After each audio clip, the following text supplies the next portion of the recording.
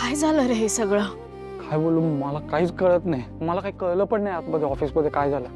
सगळं कळायचं पहिले तसं डोक्यावरून निघून गेलं सगळं.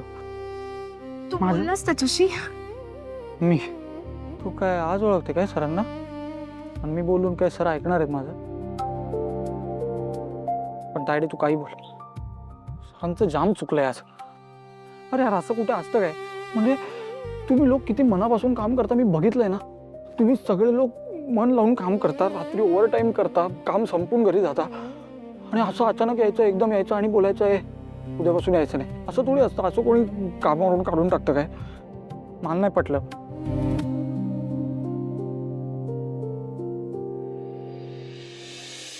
होय, तुझ्याशी बोलतोय मी. काय कुठे आहे तू? तुला पटलंय का सरांचं? हा नाही, कारण आज तू काही बोलली नाही. नेहमी तर तू भांडते सरांशी, सगळ्यांच्या बाजूनी भांडते. सरांचं चुकलं तर त्यांना सांगते की तुम्ही चुकले म्हणून, आणि आज तू काहीच नाही बोलली.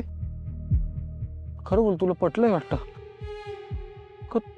का तुला सरांचा राग नाही आलाय? नाही, मला मला राग हा नाही नाही नाही आलाय. म्हणजे मला ना वाईट वाटलंय. म्हणजे मला समजतंय की त्याला त्या मुलीचा किती राग आला असणार, आणि तो राग त्याने आमच्यावर काढला. सगळ्याच बायकांचा काय दोष आहे? सगळ्याच तशा नसतात.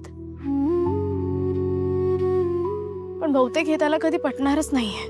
करेक्ट आहे. सरांचा असाच आहे. मी इतकी वर्ष ओळखतो ना सरांना, कॉलेजपासून. ते बोलतील ते खरं, ते बोलणार ते बरोबर.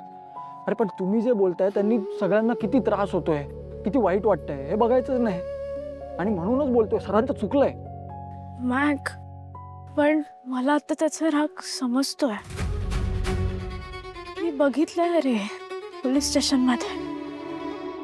किती दुखावला गेला असेल तो, किती अपमान झाला असेल त्याचा, त्रास झाला असेल त्याला. म्हणजे त्याने जे केलं ते चूक आहे, पण त्याच्या बरोबर जे झालं ना ते खूप जास्त चुकीचं होतं.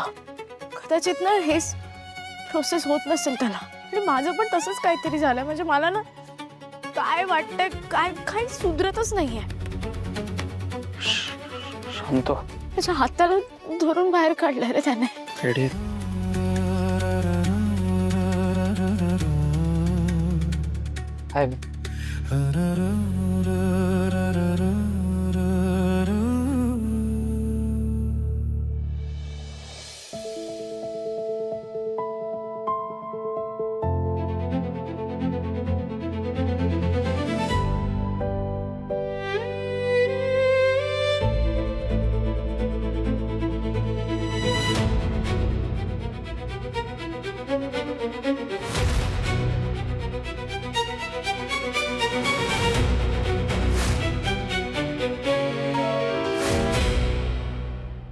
सर, तुमचं काही काम होतं का?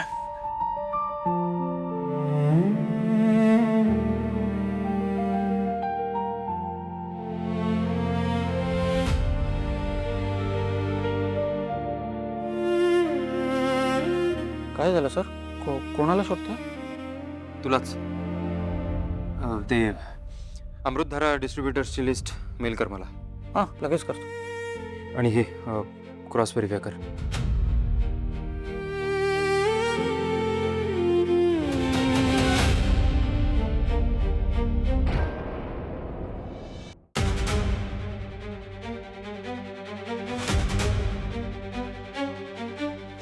सर, तुम्ही ना एका बाईच्या चुकीची शिक्षा आम्हाला देताय.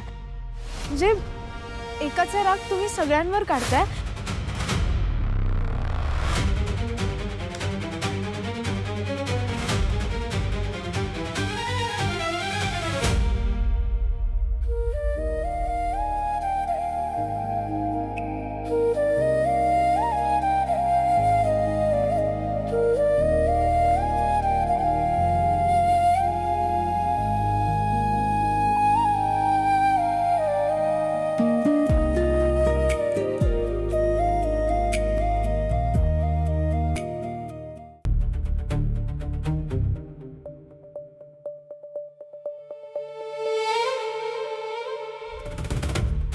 तर जमालला सांग की म्हणून टाईल्सचं डिझाईन पाठवून द्यायला सांग का.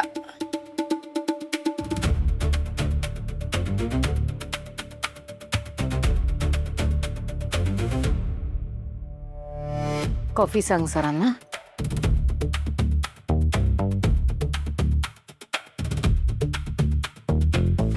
जय, मला माहिती नाही मी आता इथे बोलायला हवं की नाही, पण तू जे काही केलंस ते योग्य केलंस. कसा विश्वास ठेवायचा या मुलींवर? आज ऑफिसमधली एक मुलगी असं वागली, उद्या आणखीन कोणतरी वागेल. मॅम तुम्ही एकदम बरोबर बोललात बघा.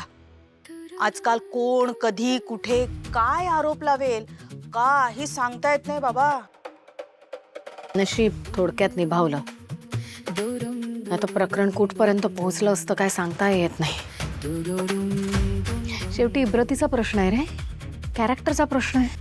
नाही 10 पैकी 6 काय 8 माणसं जरी आपल्या बाजूनी बोलणारी असली ना, तरी 2 सडकी माणसं असतात जी मोठमोठ्यांनी ओरडून बोलतात. काही नाही, यांच्याकडे भरपूर पैसा आहे ना, त्यामुळे खरं असंच झालं होतं.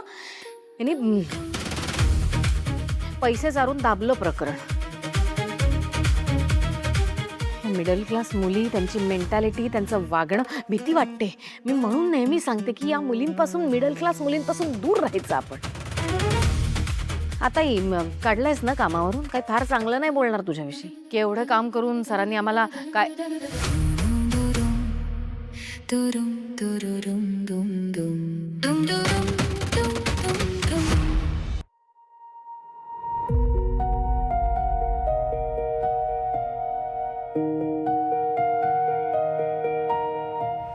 तू ओके आहेस दादा?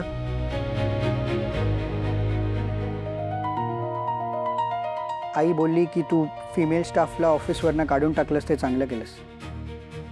मला नाही वाटत तसं. मला वाटतं तू चुकीचं केलंस. सॉरी टू से दादा, पण मला जे जेन्युइनली वाटतं ना तेच मी तुला सांगतो. तू एका मुलीने केलेल्या चुकीची शिक्षा सगळ्यांना नाही देऊ शकत.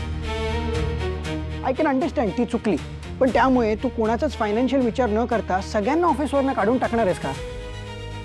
आणि you would love to know की तुझी जी सुटका झाली आहे ना, ती पण एका मुलीमुळे. तू आज जेलच्या बाहेर आहेस.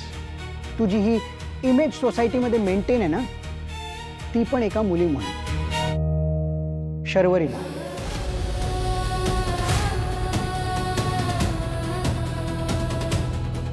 हो दादा, तिने किती धावपळ केली तुझ्यासाठी माहिती आहे. इनफॅक्ट ती त्या सायलीला भेटायला पण गेली, तिला रिक्वेस्ट केली. आणि जेव्हा तिला कळलं ना की ती तक्रार मागे घ्यायला रेडी नाही होते, तेव्हा तिने अपफ्रंट होऊन स्वतःची इमेज बर्बाद होण्याचा विचार न करता पोलिसांना हे सांगितलं की त्या रात्री तुम्ही एकत्र होता. सायली जो दिवस सांगते ना, त्या दिवशी मी आणि जय सर ऑफिसमध्येच होतो, एकत्र होतो.